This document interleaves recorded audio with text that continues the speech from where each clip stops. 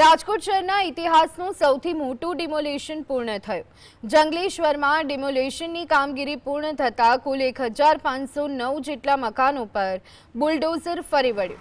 આવતીકાલથી કાટમાળ હટાવવાની કામગીરી શરૂ કરવામાં આવશે. જંગલેશ્વર ડિમોલેશન વિસ્તારને 7 ઝોનમાં વહેંચવામાં આવ્યું અને દરેક ઝોનમાં વર્ગ 1 અધિકારી, તકનીકી સ્ટાફ, સુપરવાઇઝર અને ફિલ્ડ કર્મચારીઓની નિમણૂક કરવામાં આવી હતી. 64 થી વધુ જેસીબી, 90 ટ્રેક્ટર, 14 ડમ્પર સહિત કુલ 260 થી વધુ મશીનો સાથે મનપાએ માઇક્રો પ્લાનિંગ કર્યું હતું. રાજકોટના ઇતિહાસનું સૌથી મોટું ડિમોલેશન છે. આજે 2 દિવસ બાદ હવે પૂર્ણ થયું છે. સીધા દ્રશ્યો આપને દેખાડવા માંગીશ જંગલેશ્વર વિસ્તારના, કે જ્યાં જુઓ ત્યાં કાટમાળ છે તે જોવા મળી રહ્યો છે.